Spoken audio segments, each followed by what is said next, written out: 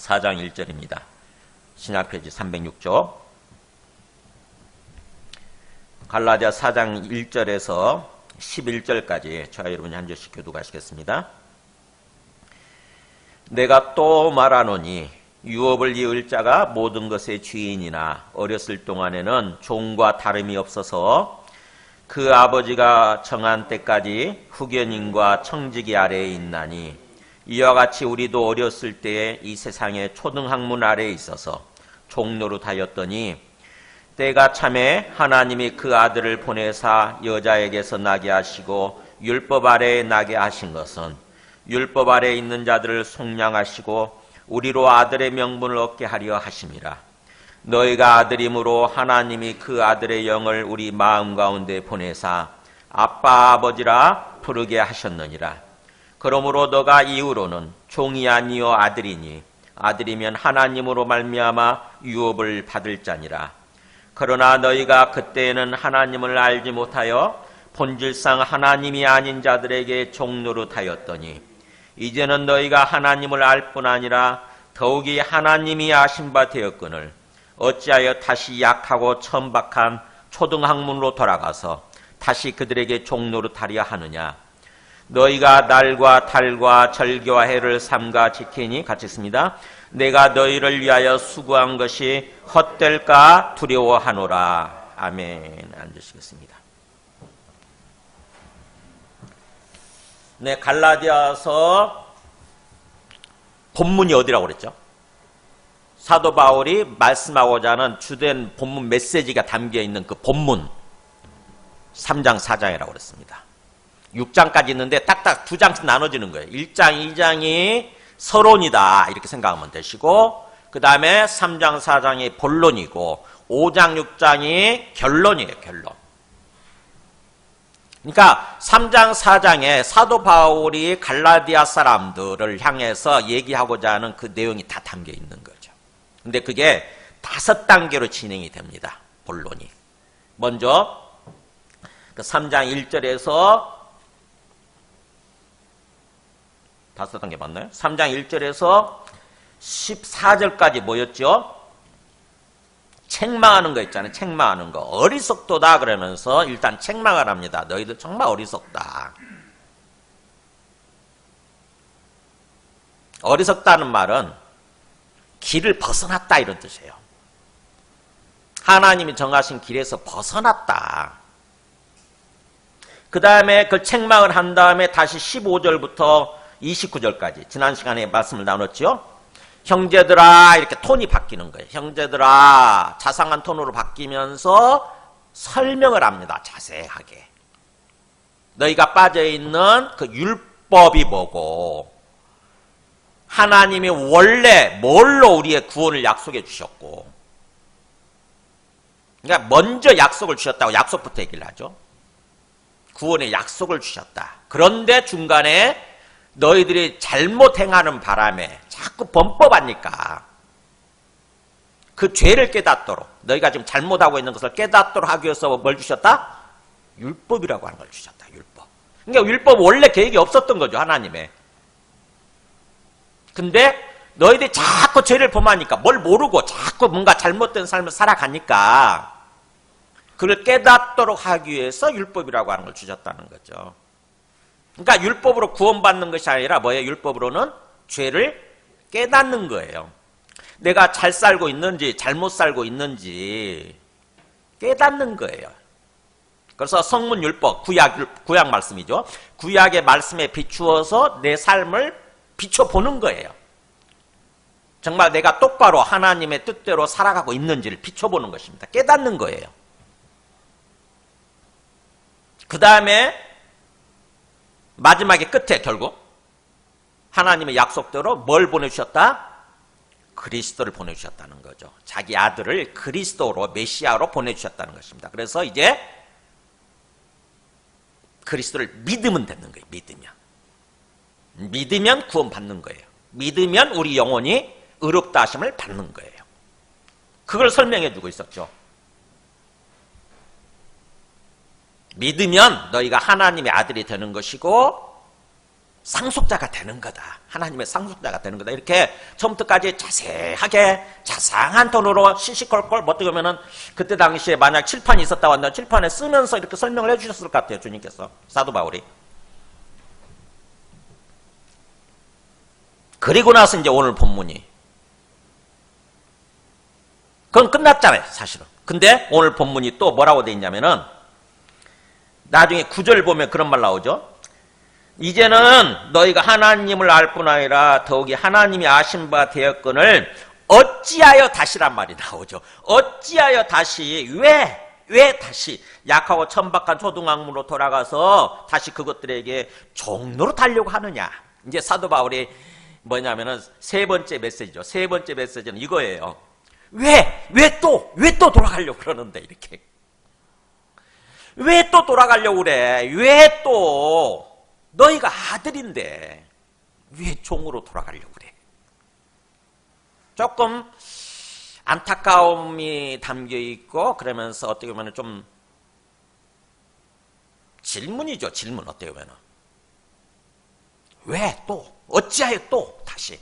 그래서 오늘 설교 제목을 이걸로 하려다가 어찌하여 다시 또 이렇게 하려고 하다가 그냥 종인가 아들인가로 바꿨어요. 제가.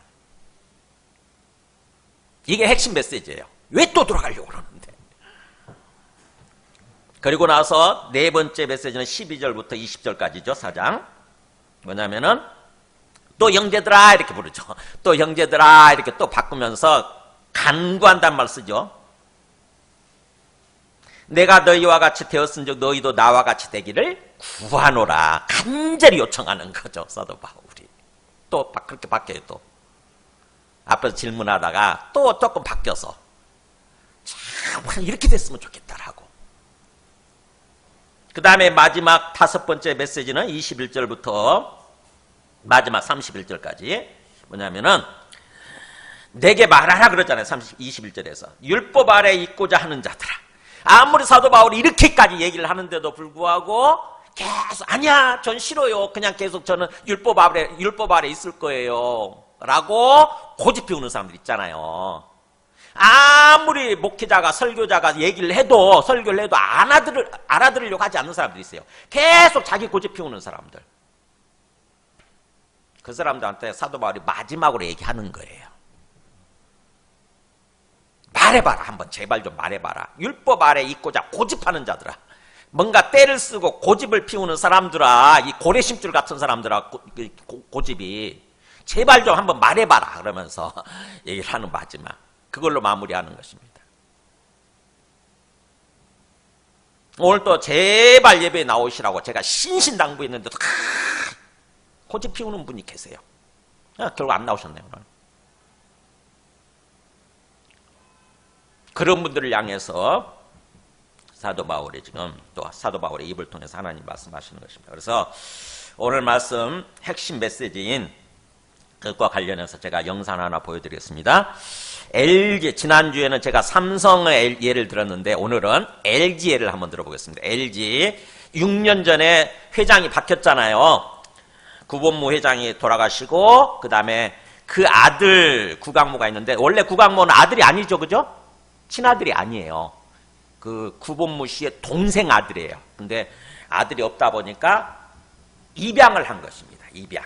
자기 아들 입양을 해가지고 LG를 물려줬어요. 어릴 때 입양이 됐기 때문에 상속자예요. 근데 곧바로 상속을 해준 게 아니라 아버지가 정한 때까지 어떻게 보면은 아버지 돌아가실 때까지죠. 구본무 씨가 돌아가실 때까지 뭐 했냐면은 LG에서 일종의 교육을 받은 거예요. 훈련을 받은 거예요. 후견인과 청지기 아래에서 그렇게. 후견인은 일종의 그런 것입니다. 교육받는 거예요. 훈련받는 거예요. 장차 아들로서 승계자로서 훈련받는 거죠. 그게 노마 시대 때는 나이 14살 될 때까지 그렇게 훈련받았다고 합니다. 아버지가 정한 기간이 뭐냐면은 14살이에요. 14살. 14살 될 때까지는 성인이 아니에요. 유대 사회도 그렇죠. 유대인들도 마찬가지예요. 14살이 돼야 성인식을 해요. 성인식을 하고 난 다음에는 그 사람들이 이제 회당에, 공식 예배에, 회당에 참여하게 됩니다. 근데 그 전까지는요, 계속 교육을 받는 거예요. 훈련을 받는 거예요. 그 후견인 밑에서. 후견인의 통제를 받는 거죠, 일종의. 일거수일투족 자기 마음대로 못 해요. 후견인이 시키는 대로. 거기서 초등교사라고 돼 있었죠, 앞에서는. 그리고 또 청지기는 뭐냐? 재산관리예요, 재산관리. 엄청나게 재산이 있지만 그 재산 하나도 못 써요. 청지기가 허락하지 않으면. 청지기란 말이 곡간지기란 뜻이잖아요. 로마 사회에서는 20살 될 때까지는 청지기 아래에 있었다고 그럽니다. 그러니까 돈 문제는 중요하니까 14살이 된 다음에도, 성인이 된 다음에도 재산을 못 쓰는 거예요. 20살이 돼야 비로소 청지기의 손을 벗어난다고 하는 거죠. 이제 자기 마음대로 돈을 결정을 하고 그렇게 쓸 수 있다고 하는 거죠. 지금 그 얘기를 하는 거예요. 로마서의 일상적인 어떤 삶을 얘기하는 것입니다. 관습을 얘기하는 거예요. 우리도 마찬가지입니다, 오늘날. 우리 사회도, 우리나라도 지금 현재 아무리 큰 재벌집 자녀를 할지라도요, 함부로 성인이 되고 자기 마음대로 그렇게 재산을 쓰고 그렇게 하지 못해요. 어떤 어리석은 아버지가 그런 식으로 하겠어요. 그렇잖아요. 그래서 아버지는 지혜롭게 항상 그 아이를 몇 살이 될 때까지는 계속 교육시키고 훈련시키고 일종의 승계자 수업을 시키는 거죠. 승계자 수업을 시키는 거예요. 그래서 지금 제가 기도하고 있는 어떤 우리 권사님의 아들도 여기 가끔 예배드리러 오시잖아요. 또 수요기도회 때 참석하고 그러시는 분이 있는데 그분이 회사를 운영을 해요, 인천에서. 근데 그분의 아들이 있는데 그 남편은 돌아가시고 아들이 있는데 아들한테 계속 어떤 그 승계 훈련을 시키더라고. 일종의 직원으로서. 그랬다가 몇 년 전에 회사를 물려줬어요. 자기는 고문으로 앉고. 그런 식으로 하는 거죠. 그런 식으로. 그래서 아무리 유업을 이을 자가 상속자가 모든 그 회사의 모든 어떤 것의 주인이긴 하지만 그러나 어릴 때는 종과 다름이 없다는 거죠. 직원이나 다름없어요. 그래서 후견인 아래에서 청지기 아래에서 계속 교육과 훈련을 받는다고 하는 거죠. 그런 것처럼 하나님의 나라도 마찬가지라는 거예요. 하나님의 나라. 우리 영적으로도. 그래서 3절에 나오잖아요. 이와 같이 우리도 그러잖아요. 이와 같이 우리도 상속자지만 하나님 나라의 하나님의 상속자지만 그래서 모든 것의 주인이지만 그러나 우리가 어릴 때 뭐겠어요? 어릴 때 아무것도 모르는 거죠. 예수님도 모르고 예수님 믿지도 않고 잘 모를 때 아무것도 모를 때는 이 세상의 초등학문 아래에 있어서 종노릇 했다는 거죠. 이 세상의 초등학문이 일종의 뭐예요? 후견인과 청지기 역할을 한 거예요. 그러면 이 초등학문이 뭘 얘기하는 거냐? 율법이에요, 율법. 유대인들이 계속해서 그 통제를 받고 있는 율법을 말하는 거죠, 율법. 초등학문. 근데 율법이라고 곧바로 얘기하지 않고 초등학문이라고 말한 이유가 있어요. 초등학문이란 말이 아마 혹시 영어 성경 보신 분들이 있을지 모르겠는데 Basic Principles라고 그래가지고 기본 원리라고 돼 있어요. 기본 원리들. 그러니까 우리가 인생을 살아가면서 어떤 이런 게 바른 도리야 이렇게 살아야 되라고 가르쳐주는 것들 있죠. 우리가 예수님을 알기 전에 복음을 알기 전에 뭐가 있냐면은 우리 유교 사회였잖아요. 우리 사회가. 그죠? 유교 사회. 그러다 보니까 유교의 영향을 받았어요. 뭐 삼강오륜이 뭐니 그런 거 있잖아요. 그죠? 부모님을 공경하고 또 왕을 뭐 하고 남편을 어떻게 하고 아내에게 어떻게 하고 자식들한테 어떻게 하고 이렇게 뭔가 우리의 삶의 도리를 가르쳐주는 게 그게 유교에서 나왔잖아요. 논어나 대학이나 이런 것들 있잖아요. 유교의 경전이라고 할 수 있는 그런 것들부터 배워가지고 그래서 뭔가 조상들한테 제사 지내는 것도 그런 거 아닙니까? 그잖아요. 조상들이 우리한테 베풀어진 은혜와 사랑을 알고 조상들한테 감사하는 마음으로 제사를 지내는 거죠. 그게 초등학문이에요. 초등학문. 유교뿐만 아니라 우리 사회는 또 불교 사회도 있으니까, 그죠? 불교를 믿고 있는 불교 사회이기도 했으니까 불교 신자들은 또 그거를 불교 경전으로부터, 불경으로부터 그걸 또 배우죠. 어떻게 살아야 되는 거라고. 불경이 몇 권이나 돼요? 불경은 엄청나게 많잖아요. 8만 대장경이 있다잖아요. 8만 대장경. 우리는 이 성경 한 권이지만, 일경이지, 일경. 한 권이지만, 불경은 무려 8만 경이 있대요. 8만 경. 평생 동안 읽어도 못 읽어요. 그게 초등학문이에요. 유교도 믿지 않고 불교도 믿지 않은 사람들 뭘 먹고 살죠? 네, 귀신 있잖아요. 귀신. 그래서 우리 무속신화라는 게 있지 않습니까? 그죠? 막연하게 옛날에 장독대나 어디 같은 그 부엌에서 이렇게 정화수 떠놓고 거기서 막 기도하고 손이 발휘되도록 기도했잖아요. 우리 남편 건강해 주세요. 우리 자식들 사업 잘 되게 해주세요. 이렇게 하면서 계속 그렇게 빌었잖아요. 그게 뭐예요? 무속신앙이에요. 또는 뭐예요? 연말이 되면은 뭐 하면서 하냐면 사주 보잖아요. 사주 보고 또 심지어는 뭐 하죠? 또 막 해 뜨는 거 보고 가서, 해 뜨는 데 가서 뭐예요? 해를 향해서 빌잖아요. 올해 소원이 뭔데 이거 들어주세요 그러면서 해를 향해서 빌잖아요. 그런 것들이 다 뭐예요? 초등학문이에요. 초등학문. 세상을 살아가면서 이렇게 해야 된다고 생각하는 거죠. 그게 초등학문, 기초원리, 삶의 기본적인 도리. 유대인들한테는 뭐라고요? 율법이에요. 율법. 특히 구전율법, 미시나 제가 보여드렸잖아요. 그래서 그 사람들을 거기에 집중하는 거예요. 계속해서. 그것의 지배 아래 있었다는 거죠. 초등학문 아래에서 종노릇 했다. 그러니까 뭐예요? 종노릇 해왔다 이런 뜻입니다. 예배야 조금 일찍 참석을 하세요.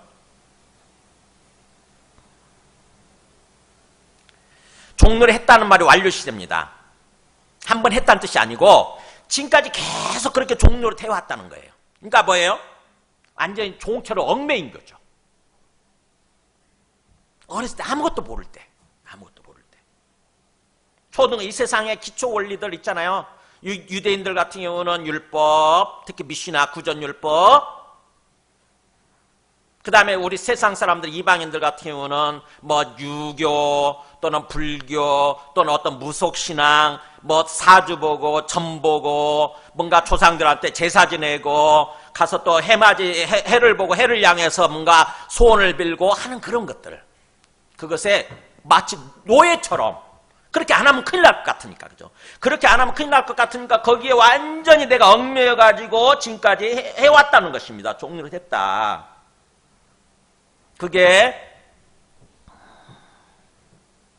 어떻게 보면은 참 하나님이 바라시지 않는, 아버지가 바라지 않는 그런 삶인 거죠. 아버지가 궁극적으로 바라는 삶은 뭐예요? 우리 아들이 상속자로 세워지는 거잖아요.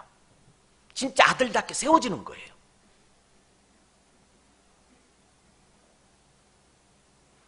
만약에 구강모 씨가 저렇게 LG의 어떤 그런 상속자로 세워졌음에도 불구하고 속에서 의식이 바뀌지 않는 거예요. 어리석어 가지고. 나는 여기 친자식도 아닌데 내가 어떻게 LG의 상속자야? 내가 어떻게 LG 회장이야? 아니야, 나는 LG의 직원일 뿐이야, 직원. 이런 생각을 하면서 고집 피우면서 산다고 한번 생각해 보세요. 그런 사람을 보면 여러분이 어떤 생각이 드시겠어요? 한 대 발로 쳐주고 싶지 않아요? 한 대 꿀밥 먹여주고 싶지 않아요? 이 어리석은 놈아, 정신 좀 차려. 너는 입양이 돼가지고 LG 아들이라니까, 이제. 구본모 씨 아들 된 거라고, 아들. 직원이 아니야, 더 이상 직원이 아니라고. 그런 얘기 해주고 싶지 않겠어요? 사도 바울이 지금 그러는 거예요, 사도 바울이. 어릴 때는 어쩔 수 없이 그렇게 이 세상의 초등학문의 지배를 받으면서 통치를 받으면서 초등학문이 후견인 역할을 하고 청지 역할을 하면서 그 밑에서 종노릇을 했지만 이제는 너희가 뭔가 좀 달라져야 되지 않느냐. 너희가 너의 신분이 뭔지, 새로운 너의 신분이 뭔지, 새로운 정체성이 뭔지를 알아라, 이렇게 얘기하실 거 아닙니까? 그잖아요.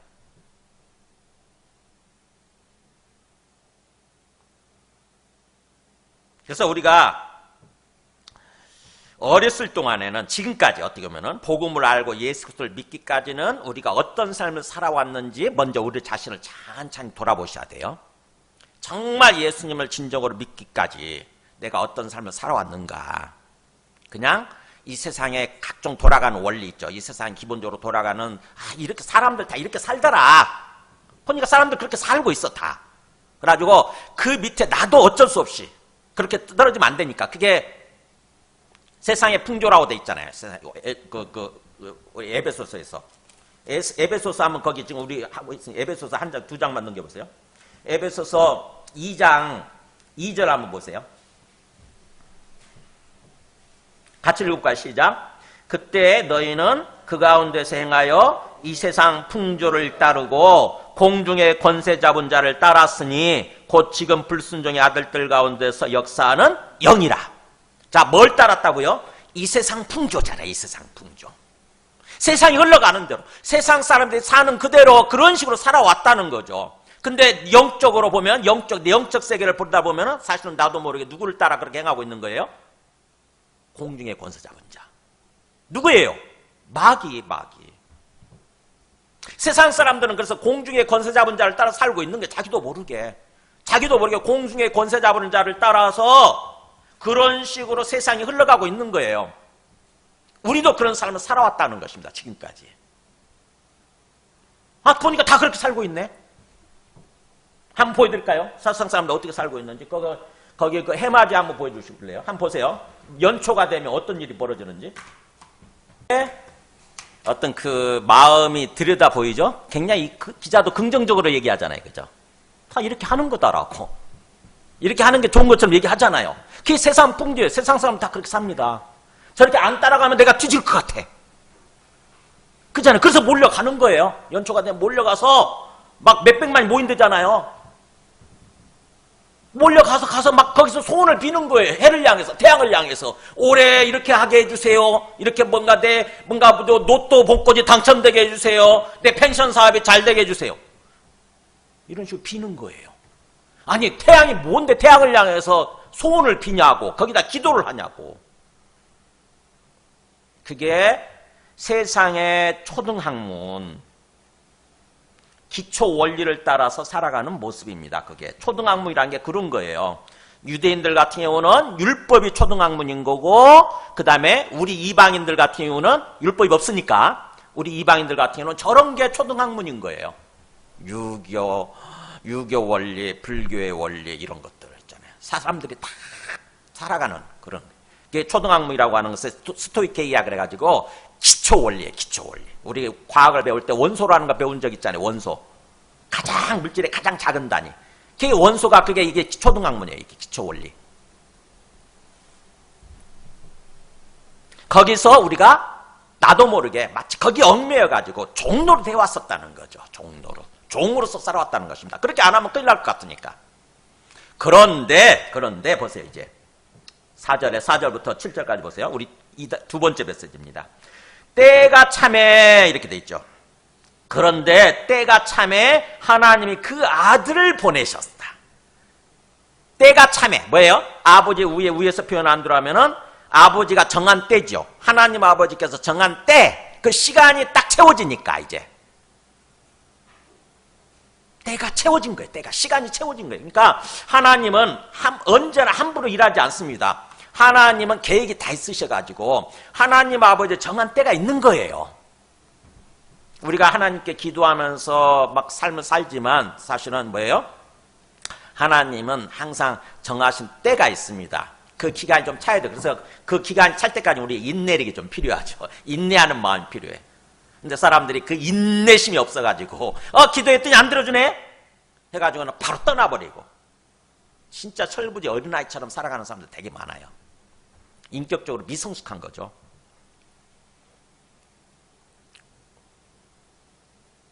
기다릴 줄 알아야 돼요. 인내심이 필요합니다. 인내심.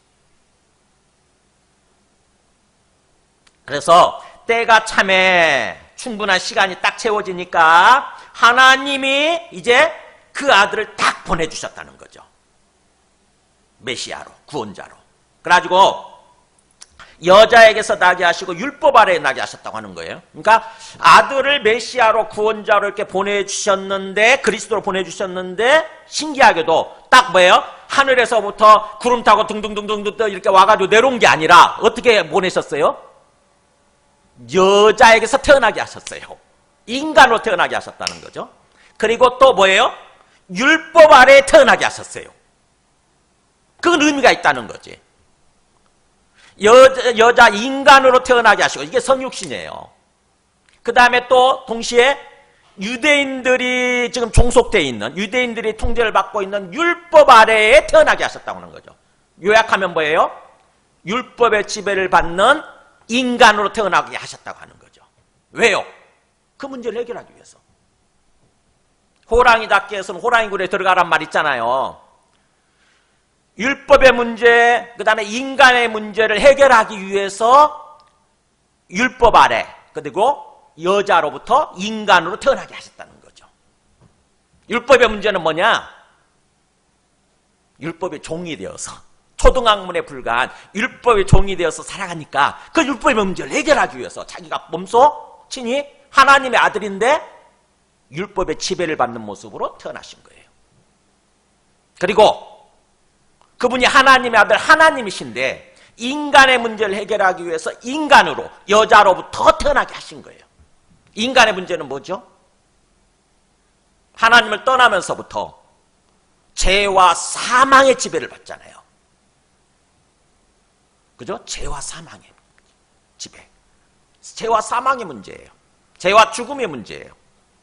그 문제를 해결하기 위해서 예수님이 성육신, 인간의 모습으로 오셨다고 하는 것입니다.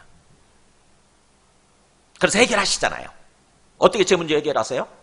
자기가 친히 죽음으로써, 자기가 우리 대신에 죄 때문에 죽으심으로써, 죄를 다 자기 어깨에 짊어지고 자기가 다 뒤집어 쓰고 죽으심으로써, 자기 생명으로써 우리 인간의 죄 문제를 근본적으로 해결하시는 거예요.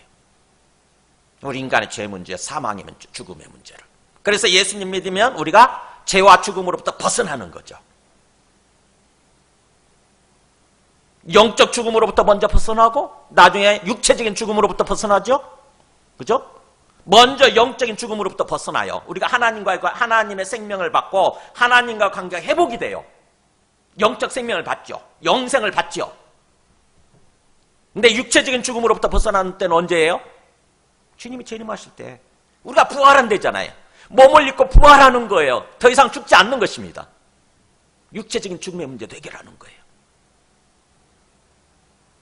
그러면서 장차 영원한 죽음의 문제를 해결하시죠.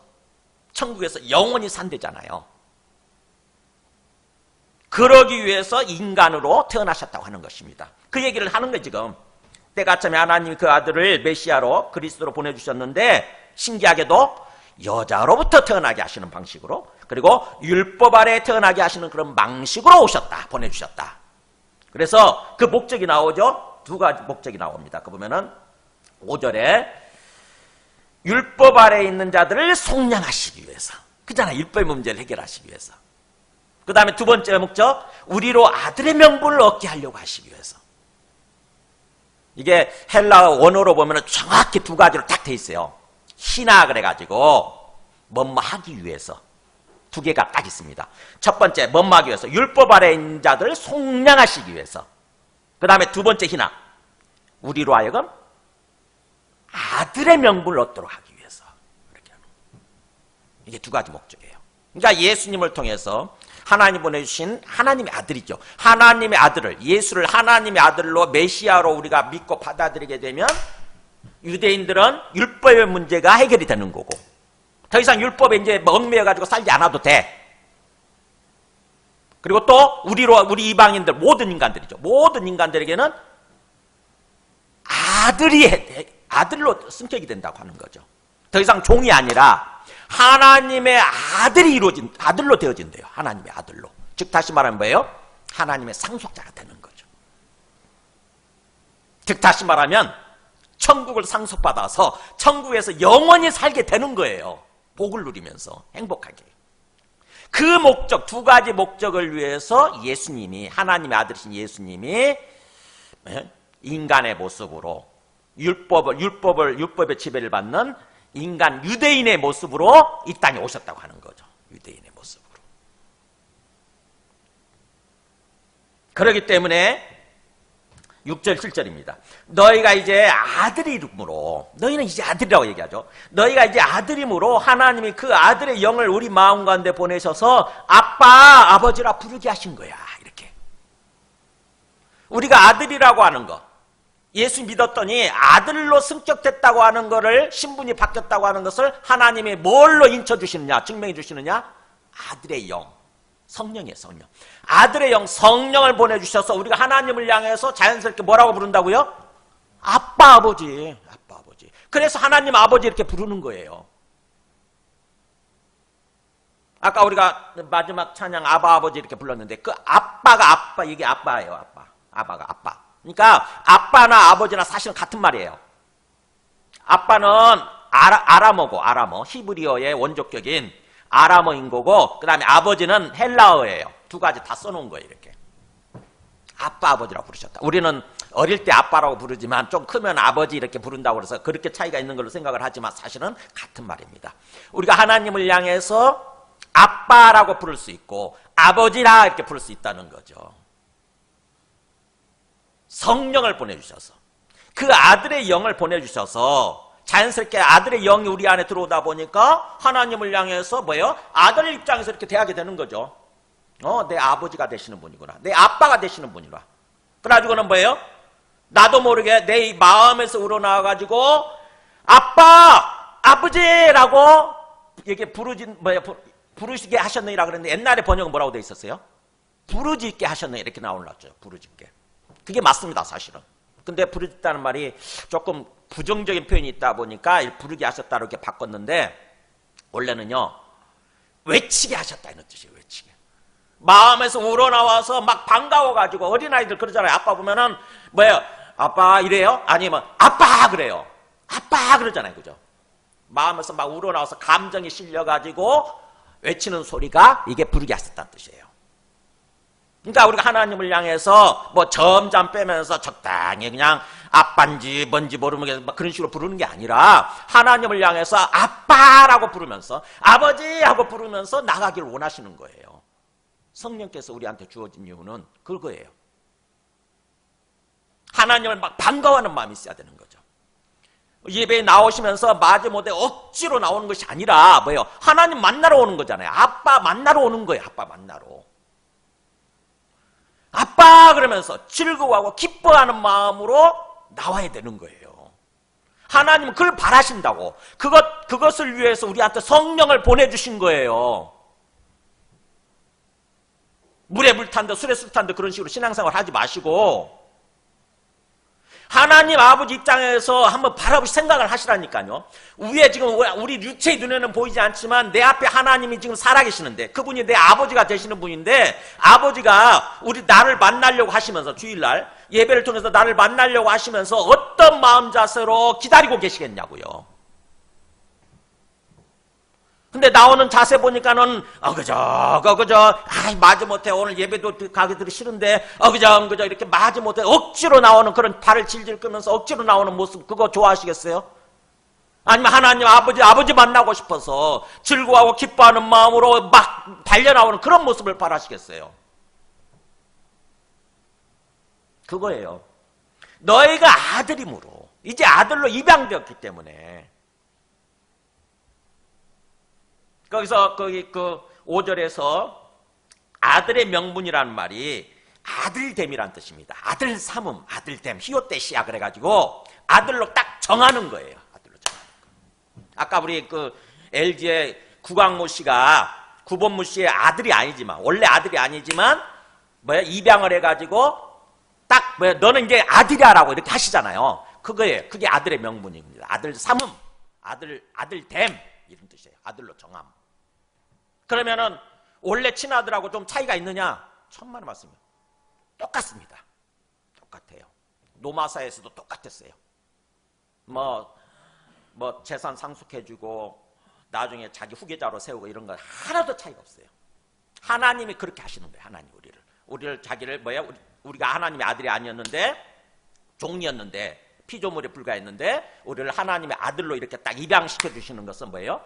우리가 장차 아들로서 모든 것을 상속받아서 모든 것을 누리면서 살아가게 하시는 거예요.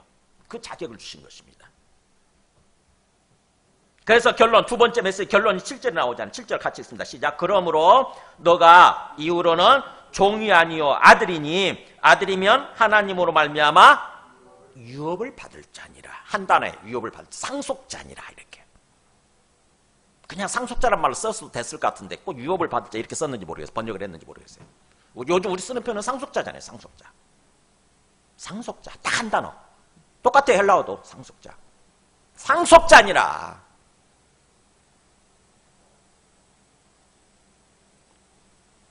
그러므로 너가 이후로는 종이 아니라 아들이야. 아들. 굉장히 강조하죠. 그죠? 너는 이제 더 이상 종이 아니야. 구본모 씨가 구강모 그 사람을 아들로 입양을 하면서 그한테 얘기하는 거예요. 너는 이제부터 종이 아니야. LG에서 그 사람을 이제 그 어떤 그런 LG를 상속시켜주면서 후계자로 세우면서 너는 이제부터 직원이 아니야라고 얘기해 주는 거예요. 너 이제 더 이상 LG의 직원 정도가 아니고 이 LG 회장이다. 회장. 마음속에 생각을 바꾸라는 거지. 하나님 우리한테 얘기하신 거예요. 너는 아들이라고. 너는 하나님의 아들이야. 하나님의 딸이라고. 상속자야. 상속자. 제발 의식을 분명히 하고 살라는 거죠. 더 이상 뭔가 세상의 초등학문들, 기초월 저런 것들한테 노예 노릇하면서 종 노릇하면서 살지 마. 이제는 사람들이 그렇게 산다고 해서 허겁지겁 거기 막 뒤따라가고 그러지 마 이거예요. 이제는 하나님의 아들답게 살아. 하나님의 딸답게 살아. 정확하게. 너는 상속자라고. 너는 하나님의 아들이고 하나님의 자녀고 너는 상속자라고. 유업을 이을 자라고. 이게 두 번째 메시지예요. 이걸 노마서에서는 뭐라고 표현하고 어떻게 표현하고 있나 보세요. 노마서는 좀 길게 더 설명을 하죠. 노마서 8장 14절 보면 똑같은 사도 바울이 이렇게 표현해 보세요. 무릇 모든 이런 뜻인데 하나님의 영으로 인도함을 받는 사람은 곧 하나님의 아들이라 그랬잖아요. 하나님의 영을 받아서 성령이죠.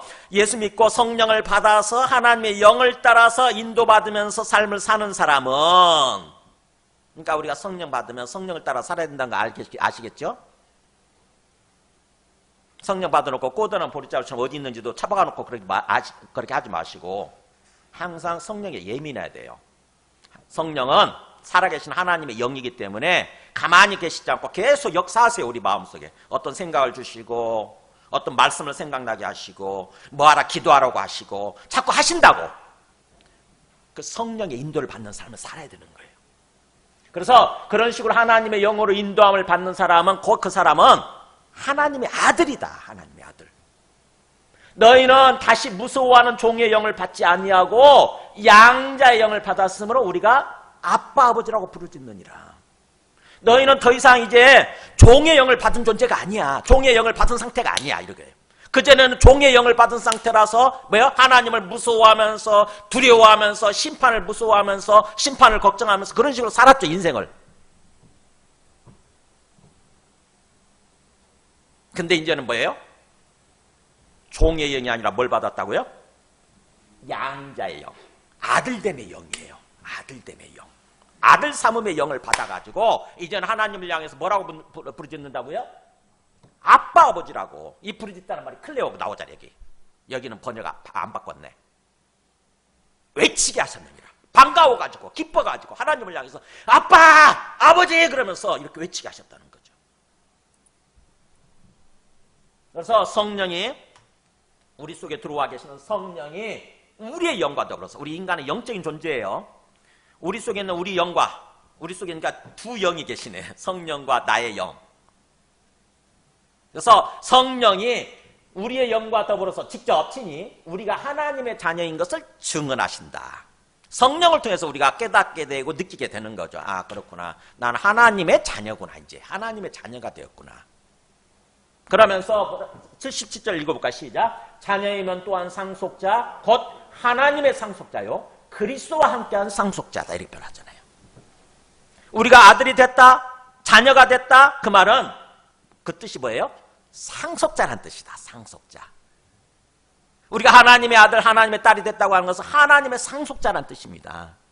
하나님의 상속. 이게 엄청난 일 아니에요? 여러분, 지금 졸 때가 아니에요. 정말 우리 입장에서 보면 LG나 삼성 정도면 엄청난 회사잖아요. 근데 그것에 상속자가 됐다고 생각을 해보세요.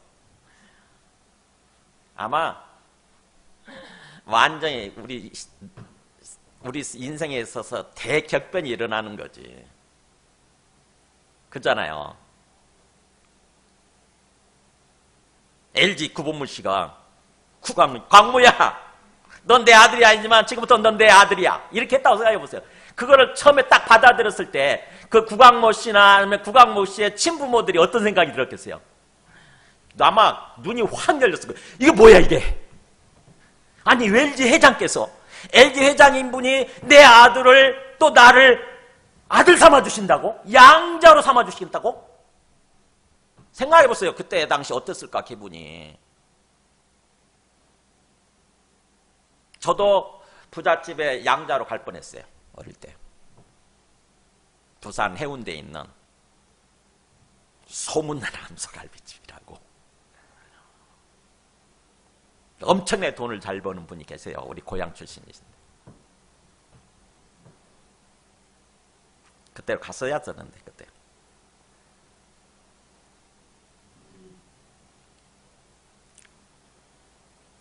그 기분을 알아요.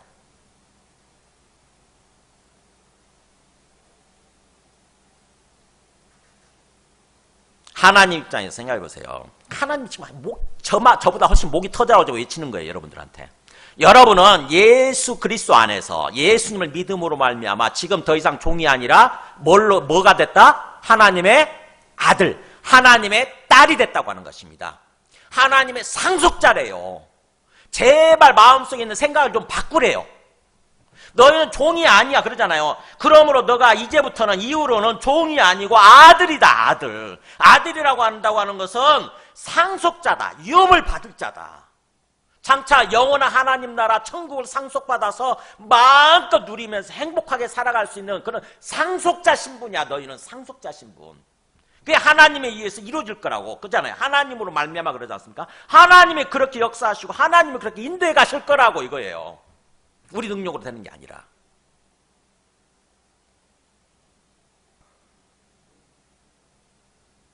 자, 그게 두 번째 메시지인데 세 번째 보세요. 그러면 8절에 18절에서 11절까지. 그러나 보세요. 이제 너희가 그때에는 앞에 있는 얘기를 또 반복하네요. 너희가 그때는 뭐예요? 어릴 때잖아요. 예수님을 모를 때, 예수님 안 믿을 때. 그때는 하나님을 알지 못해서 본질상 하나님이 아닌 자들에게 종노릇했다. 그러니까 종이었을 때잖아요. 종이었을 때. 하나님을 제대로 알지 못했기 때문에. 하나님을 인격적으로 받아들이지 않은 거죠. 어떻게 보면. 하나님을 인격적으로 아버지로 믿지 못했기 때문에, 아직 안 받아들였기 때문에 뭐예요? 하나님을 정말 제대로 알지 못하고. 그러다 보니까 나도 모르게 뭐예요? 하나님이 아닌 자들이라고 되어 있는데 하나님이 아닌 것들. 우상들이죠. 우상들. 뭐 어떻게 보면은 우리가 불교나 유교나 무속신앙이나 아까 무슨 사주 보고 점 보고 또는 제사 지내고 또 가서 태양 앞에 가서 절하면서 기도하고 이런 것들이 다 하나님이 아닌 것들이에요. 본질적으로 그것들은 하나님이 아니에요. 하나님이 만드신 피조물들이지. 하나님이 만드신 피조물에 불과하지 하나님이 아니다고 그것들. 근데도 뭐예요? 나도 모르게 그것들한테 절하고 그것들을 경배하고 그것들한테 기도하고 그것들을 섬기는 모습으로 산 거죠. 사람들이 그렇게 사니까 나도 모르게. 그거예요. 본질상 나오지 않습니까? 본질적으로 하나님이 아닌데 신이 아니에요. 그게 하나님이 아니고 신이 아닌데 그것들한테 나도 모르게 거기 얽매여가지고 종노릇하는 삶을 살아왔다. 그런데 이제는 뭐예요? 나오잖아요. 이제는이란 말 쓰잖아요. 앞에 있는 바꾸죠. 그때는란 말과 이제는란 말로 바뀌죠. 이제는 너희가 하나님을 알 뿐만 아니라 더욱이 하나님이 아신 바 되었다는 거예요. 예수님을 통해서 하나님을 아버지라고 부를 정도로 하나님을 내가 알게 됐고 인격적으로 믿게 된 거죠. 그리고 또 더 놀라운 것은 뭐냐면 하나님이 우리를 그렇게 알고 계신다는 것입니다. 하나님이 우리를 그렇게 받아주고 계신대요. 너는 내 아들이라고, 너는 내 딸이라고 하나님을 그렇게 인정하고 계신다는 거예요. 우리 잘 모르지. 하나님을 만나보지 않았으니까. 그 자리 가면 알겠지. 하나님이 우리를 그렇게 인정하고 계신대요. 마치 구본무 씨가 광모를 향해서 그렇게 얘기하는 거예요. 광모야, 너는 내 아들이야. 누가 뭐라고 그래, 너는 내 아들이야. 이렇게 그렇게 아신 바 되었다는 거죠. 그런데 나오죠. 이제 사도 바울이 하고 싶은 거예요. 하고 싶은 말이 나오죠. 어찌하여 다시 그잖아요. 왜 다시? 왜 다시 약하고 천박한 초등학문으로 돌아가려고 그러냐 이거예요. 약하고 천박한 초등학문 기초 원리예요. 구전율법이나 우리식으로 하면 뭐예요? 세상 사람들이 살아가는 어떤 그런 모습, 그런 것으로 돌아가려고 그러느냐? 그것은 약하다는 거예요. 약하다는 말 힘이 없다는 뜻입니다. 아무 능력이 없어요. 우리 삶을 그렇게 구원으로 복된 삶을 인도하지 못합니다. 그런 것들은. 아무리 태양 앞에 가서 그렇게 절하고 기도했다고 해서 이루어질 것 같으세요? 안 된다고. 약해요. 그리고 천박하다는 말은 뭐예요? 보잘것없다. 그런 뜻이 보잘것없다. 아무것도 아니라는 거죠. 아무것도 아니에요. 하나님의 입장에서 봤을 때, 하나님 관점 봤을 때 우리는 그걸 막 절대시 여기고 중요하게 여기고 그렇지만은 대단한 걸로 여기지만은 아무것도 아니라는 것입니다. 아무것도 아니래요. 그게 하찮은 뜻이에요.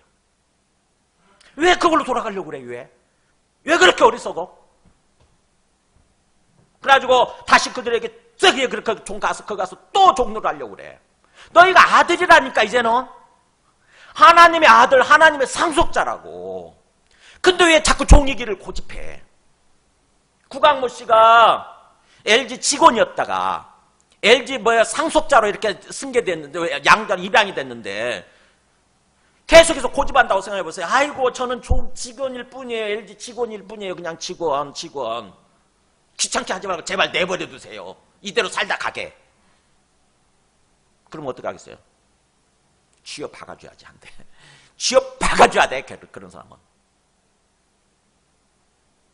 그거예요. 그러면서 그 유대인들이 그 초등학문으로 돌아가서 종로를 타는 모습을 10절에 얘기하죠. 너희가 그거 구전율법, 율법에 적힌 대로 날을 지키고 달도 지키고 절기도 지키고 해도 삼가 지킨다 이거죠. 날이 뭐겠어요? 날, 안식일이죠. 계속 안식일 200가지나 된다고 그랬잖아요. 안식일 지키는 항목을. 안식일 날 불도 켜면 안 된다고 그랬죠. 스위치 조작도 하면 안 된다고 그랬어요. 그걸 지키는 거예요. 900m 이상 가면 안 돼. 1km 걸었다가는 안식일 어기는 거예요. 차 타면 안 돼. 엔진 시동 걸면 안 돼. 그것도 있어요. 엔진 시동 걸면 안 된대요. 그 안식일 어기는 거예요. 그래서 걸어다니는 거예요. 안식일 날. 유대인들은. 정통 유대인들. 지금도. 엔진 시동 거는 순간 불을 켜는 거고 일을 하는 거기 때문에 안식일 어긴다는 거예요. 그걸 지킨다고 그러죠. 그렇게 나를 지키고. 전부 다 엔드입니다. 과로로 돼 있죠? 엔드. 이것도 지키고 저것도 지키고. 이거나 저거나가 아니에요. 날도 안식일도 지키고 그다음에 달은 뭐냐? 매달 초가 되면은 또 모여가지고 월삭이라고 그래요. 매달 월 1일이 되면 매달 모여서 또 크게 예배를 드리는 거예요. 해당해서 이렇게. 그게 월삭이에요. 월삭. 달. 그다음에 절기는 뭐죠? 절마다 지키는 거. 절기, 명절들 있잖아요. 유월절, 오순절, 장막절, 나팔절, 막 이런 것들 있잖아요. 다 절기를 계속 우리 명절 지키듯이 설 지키고 추석 지키고 절기 지키듯이 절기를 계속 지키는. 마음에서 우러나와서 의무감에서 하는 거예요. 마음에서 우러나와서 아니라 의무감에서. 이렇게 안 하면 죄를 짓는 거고 심판을 받게 될 것 같으니까. 그게 종교 활동이에요. 의무감 때문에. 그 다음에 해는 뭐겠어요? 안식년, 7년마다 지키는 안식년 또는 50년마다 지키는 희년, 이런 것들을 그야말로 다시 옛날로 돌아가서, 이게 유대인들, 정통 유대인들이 지금도 지키고 있는 그런 모습인데, 예수님 믿고 여기로부터 자유로워졌다가 다시 돌아가서 그걸 지키고 있는 거예요. 노심초사하면서 목매달고 지키는 거예요. 그렇게 안 지키면 큰일 날 것 같으니까.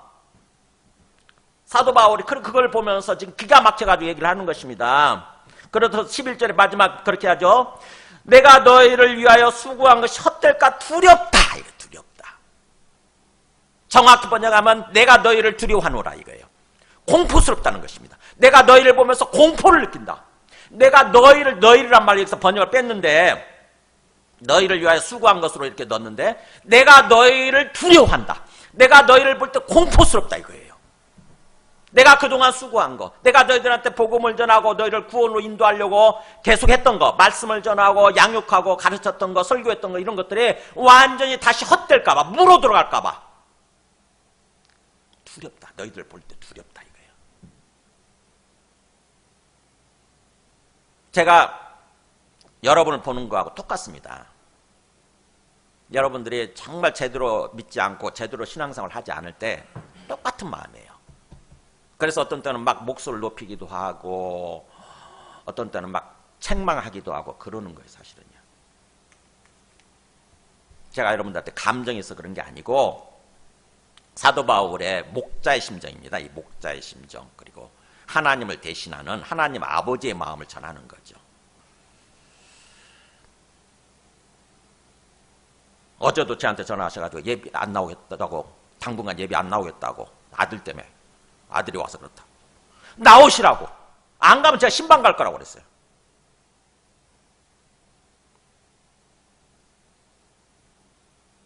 이 마음이에요. 내가 너희를 위하여 수고한 것이 완전히 헛될까, 처음으로 돌아갈까 겁나 걱정되듯이, 두렵다는 말을 썼잖아요. 두렵다는 말이 공포스럽다 이런 뜻이에요. 그러니까 그냥 걱정된 자가 아니라 심각하게 걱정된다는 거지. 심각하게. 자, 말씀을 정리합니다. 오늘 이 사도 바울의 세 번째 메시지, 갈라디아 사람들을 향해서 주는 세 번째 메시지죠. 이걸 잘 생각해 보시기 바랍니다. 지금 사도 바울이 전하고자 하는 메시지가 뭔가, 하나님께서 사도 바울을 통해서, 주님께서 사도 바울을 통해서 지금 전하고자 하는, 말씀하고자 하는 그 메시지가 뭔가 참 잘 생각해 보세요. 우리는 정말 종으로서 살아가려고 하느냐, 아니면 정말 아들로서 아들답게 살아가려고 하느냐 하는 거예요. 여러분이 신앙생활 하는 거, 이렇게 말씀 듣고 또 뭔가 찬양하고 기도하고 하는 게 전부 다 신앙생활이죠. 그거 할 때 종으로서 하는 모습과 아들로서 하는 모습이 다르겠죠, 그죠? 종으로서 하는 사람들은요, 아직 종의 의식을 못 버리고 있는 사람들은 마지못해서 억지로 해요. 마지못해서 억지로. 유대인들처럼. 안 하면 큰일 날 것 같으니까. 안 하면 내가 심판받을 것 같아. 마지못해서 억지로. 근데 아들의 의식을 가지고 아들답게 살아가는 사람도 어떻게 하겠어요? 내가 안 해도 되지만 하고 싶은 거야. 그렇게 하고 싶은 거야. 내가 아들이니까. 아들이라는 생각을 갖게 되면요, 마음이 우러나요. 자원하는 심령이 우러납니다. 내가 LG의 주인이라니까. 내가 LG의 지금 어떤 그 상속자라고. 구강모 씨가 LG 회사를 경영하면서 마지못해서 억지로 하겠어요? 아니면 마음에서 우러나와서 막 즐겁게 기쁘게 하겠어요? 생각해 보세요. 내가 직원일 때는요, 회사의 직원일 때는 마지못해서 억지로 해요. 억지로라도 해야지. 어떻게 보면은. 만약에 내가 어떤 인사고과에 그 반영이 되기도 하고, 그것 때문에 평가를 받잖아요. 그래가지고 뭔가 승진해서 자천되기도 하고, 쫓겨날 수도 있고, 그러니까, 뭐예요? 억지로 해야 하는 거예요. 의무적으로 하는 거예요. 의무감 속에. 근데 내가 회사의 직원이 아니라 회사의 상속자다. 그러면 자세가 완전히 달라집니다. 생각이 달라져요. 하지 말라고 해도 해요. 하고 싶어. 이건 내 거니까. 그잖아요. 내 건데 하고 싶어서 다른 사람보다 더 일찍 출근하고 더 늦게 퇴근하고 하면서 해요. 내 거니까. 여러분이 신앙생활 하면서 내 마음 자세를 한번 돌아보시기 바랍니다. 그것이 내 태도가, 내 자세가 내 마음속에 있는 의식을 보여주는 거예요. 내가 종으로서 살고 있는지 아니면 아들로서 살고 있는지 그걸 보여주는 거예요. 성경에 보면은 우리 지난번에 웨스트민스터 그걸 보여드렸는데, 웨스트민스터 소유리문들 한번 보여줘보세요. 웨스트민스터라고 하는 것은 우리 사도신경처럼 뭔가 우리 어떤 예수 믿고 살아가는 어떤 그거를 보여주는 거예요. 그게 웨스트민스터입니다. 그걸 요약해 놓은 거죠. 소요리란 말은 작게 요약한 교리다 이런 뜻이에요. 소요리. 대요리도 있겠네? 네, 당연히 대요리도 있습니다. 그래서 작게 요약한 교리 문답인데, 첫 번째 질문이 뭐냐면 사람의 제일 되는 목적이 무엇인가라고 질문 형식으로 이제 이걸 가르쳐 주는 거죠. 뭐요? 사람의 가장 첫 번째 목적이 뭐냐? 뭐라고 되어 있습니까? 읽어볼까요? 사람의 제일 되는 목적은 하나님을 영화롭게 하는 것과 영원토록 그를 즐거워하는 것이다. 이게 성경을 그대로 반영해 주는 거예요. 하나님이 우리한테 바라시는 인생의 첫 번째 목적이 뭐냐? 하나님을 영화롭게 하는 삶을 사는 거예요. 하나님이 우리한테 생명을 주시고 우리의 인생을 허락하셔서 우리를 통해 바라시는 게 뭐냐? 우리를 통해서 하나님이 영광 받으시는 거예요. 하나님이 드러나고 하나님이 높임받는 거, 그게 하나님께 영광 돌리는 거예요. 예배가 하나님을 찬양하잖아요. 예배를 통해 하나님을 높이잖아요. 하나님 감사합니다 그러면서. 그래서 찬양하는 시간이 예배예요. 예배 하나의 어떤 그런 예배 준비 찬양이 아니에요. 준비란 말 빼야 돼. 예배 찬양 시간 자체가 예배예요. 그래서 일찍 오셔가지고 마음을 담아서 찬양을 할 때 거기 곡조 있는 예배고 그거예요.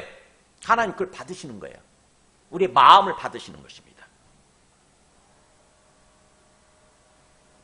그래서 사람의 첫 번째 목적이 뭐냐? 우리 인생의 첫 번째 목적, 하나님을 영화롭게 하는 것이다. 그리고 또 두 번째 목적이 뭐예요? 영원토록 그를 뭐 하는 거다? 즐거워하는 것이랬잖아요. 의무감 속에서 마지못해서 신앙생활을 하는 것이 아니라 하나님을 즐거워하고 기뻐하는 거, 하나님 안에서 행복해하는 거. 야, 내가 오늘 하나님 만나러 가네. 즐거운 마음으로. 마음에서 우러나와서 깡총깡총 뛰듯이. 우리가 소풍 간다고 그러면 뭔가 어린아이들 시골 할머니한테 간다고 그러면 얼마나 깡총깡총 뜁니까? 그잖아요. 그 마음으로 하나님께 나오는 거예요. 그 마음 자세로.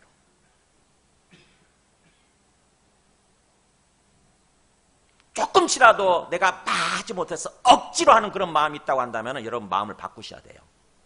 아직도 종의 의식을 버리지 못하고 있는 거예요. 그 종의 의식 버리는 것도 쉽진 않더라고 사실은요. 마치 노숙자 거지근성처럼 우리 영혼에 덕지덕지 달라붙어가지고 그것을 완전히 씻어낸다는 게 참 쉽지 않더라고. 몇십 년 동안 그 의식 속에서 살아왔거든요.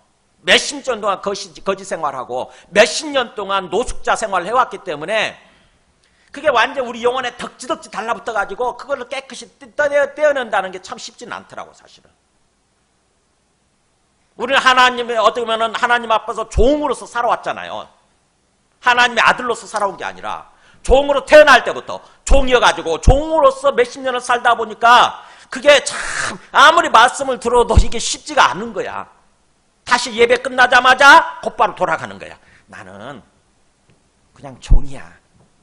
하나님 무서워서 장차 지옥 갈까 봐 무서워서 내 지금 예수 믿고 예배 드리러 나온 거지. 뭐 하나님의 나라 천국이 내 거라고? 하나님이 가진 모든 게 내 거라고? 에이 설마. 이런 생각을 버리지 못하는 거예요. 그러다 보니까 신앙생활이 즐겁지가 않은 거예요. 기쁘지가 않은 거예요. 그게 여러분뿐만 아니라 오늘날 기독교인들, 현대 기독교인들의 한 80%, 7, 80% 절대 다수가 그런 생각을 갖고 사는 거예요. 그들의 신앙생활 모습이 종의 모습이에요. 종의 모습. 계속해서 사람들이 하는 방식대로 세상의 초등학문으로 돌아가서 거기서 노예살이 하고 있는 모습. 사람들이 다 그렇게 따라가니까 나도 안 하면 안 될 것 같아. 그래서 연초가 되면 막 사주 보느라고 난리고, 기독교인들인데 가서 점쟁이한테 가서 점 본다고 난리고, 점쟁이가 얘기하잖아요. 권사님들이 제일 많이 온다고. 권사님들이 고객이라고. 옛날 최순실 씨가 그 목사 아들 목사 딸 아닙니까? 최순실 씨가 가서 뭐 했어요? 가서 점했잖아요, 점 보고. 근데 지금도 똑같아. 지금 대통령 부인도 똑같아. 기독교인이라고 그러면서, 예수 믿는다고 그러면서, 목사 되려고 했던 사람이래. 근데 뭐 하고 있냐고, 지금. 계속 천공이라고 하는 어떤 그런 말도 안 되는 도사라. 그 사람 말을 믿고 그렇게 살아가고 있잖아요. 그게 초등학문의 종로를 다루고 있는 거예요. 결국 자기 인생이 망가지고, 그 다음에 나라가 망가지는 것도 그걸 보면서도 거기서 못 벗어나는 거야. 걱정되거든. 두렵거든. 못 벗어나는 거예요. 못 벗어납니다, 평생. 나라 완전히 망하는 거예요.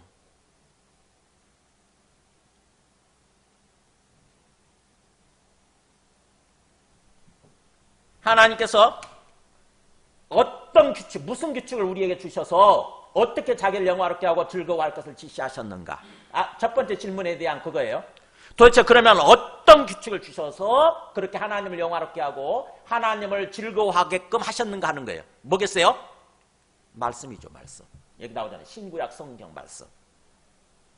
신구약 성경에 기재된 하나님의 말씀은 어떻게 우리가 그를 영화롭게 하고 즐거워할 것을 지시하는 유일한 규칙이다. 말씀을 통해서, 그래서 하나님 말씀을 주신 거예요. 말씀을 통해서 하나님을 제대로 알고 하나님의 뜻을 제대로 알고 하나님께 영광을 돌리면서 영화롭게 하면서 하나님을 즐거워하는 그런 삶을 살도록 그렇게 해주신 거예요. 자, 말씀을 정리합니다. 그래서 우리가 이 갈라디아서 말씀을 통해서 정말 진정한 복음이 뭔지를 우리가 다시 한번 찬찬히 알아야 돼요. 성경에 보면은 그 구약의 전체 과정, 다시 한번 갈라디아서 한번 요약해 드릴게요. 구원의 전체 과정. 이렇게 나오죠. 지금까지 우리 배운 대로 하면은 하나님이 처음에 뭘 주셨다는 거예요? 구원의 약속을 주셨다는 거죠. 약속을 해 주셨어요. 내가 너희를 구원해 줄 거야. 그래서 아브라함을 통해서 또 아브라함과 그 자손, 단수라고 그랬죠. 그리스도에게 아브라함과 그리스도를 약속을 해 주신 거예요. 약속을 주셨다는 것입니다. 먼저 약속. 이거는 불변해요. 중간에 변하지 않습니다. 영원합니다. 근데 중간에 사람들이 자꾸 죄를 범하니까 뭘 주어요? 중간에 율법을 주시. 율법. 요것 때문에 문제가 되는 거야. 유대인들이 이걸 착각한 거예요. 오해를 한 거야. 율법 주셨네? 그러면 앞에 있는 약속은 다 무시가 되고 이제 무효가 되고 이제는 율법으로 말미암아 우리가 구원받고 율법으로 말미암아 살아야 되는 거구나. 이렇게 해가지고 율법에 집착을 하는 거예요. 이제부터. 유대인들이. 근데 율법은 원래 하나님의 의도는 뭐라고요? 목적은 죄를 깨닫도록. 그것은 임시적으로, 한식으로 주셨다는 거예요. 한시적으로. 언제까지? 그리스도가 오실 때까지만. 그리스도를 보내줄 때까지만. 그리고 그래서 마지막에 뭐가 오세요? 그리스도를 보내주셔서 그리스도를 믿도록 믿음을 주신 거예요. 이거는 처음 약속대로 주신 거죠. 그래서 처음 약속대로 그리스도 예수 안에서 이제 우리 그리스도를 믿으면 어떻게 누가 된다고요? 하나님의 아들이 되고 상속자가 됐다고 하는 것입니다. 그래서 그 표시로 아들의 영, 그 아들의 영, 성령이죠. 성령 우리 마음 가운데 보내주셔서 하나님을 향해서 뭐라고 부르짖는다고요? 아빠, 아버지라고 이렇게 부르짖으면서 큰 소리 외치면서 기뻐 외치면서 신앙생활을 하도록 삶을 살아가도록 해주셨다고 하는 것입니다. 그래서 마음에서 우러나와서 하나님을 향해서 그냥 큰 소리 좀 부르세요. 아빠, 아버지. 힘들 때일수록 코 박지 말고 힘들 때일수록 고개 떨구고 땅만 바라보지 말고 뭐예요? 고개를 들어서 하나님을 바라보는 거. 제 인생 경험을 통해서 신앙 경험을 통해서 그게 중요하더라고. 저도 힘들 때는요. 어떤 때는요. 하나님하고 정면 대하기를 막 싫어하더라고. 정면으로. 너무 힘드니까. 근데 그럴 때일수록 삶이 미궁수로 빠져들더라고. 어떻게 해야 돼요? 이를 악물고라도 하나님 바라보셔야 돼. 하나님 눈을 바라보셔야 돼. 하나님 우리 앞에 계신대잖아요. 우리를 지금 보고 계신다고. 그래서 고개를 들어서 하나님 눈을 직시하고 하나님 눈을 바라보고 하나님을 향해서 아빠, 아버지라고 부르면서 대화를 시작을 하세요. 대화. 그게 진짜 믿음이에요. 믿음이 없이는 하나님을 기쁘시게 하지 못하나니 하나님께 나아가는 자는 반드시 그가 계신 것과 그리고 자기를 찾는 자들에게 뭘 주신다? 상 주시는 이심을 믿어야 할지니라. 어디 나와요? 히브리서 11장 6절. 믿음이 없이는 하나님 마음을 기쁘게 하지 못한대요.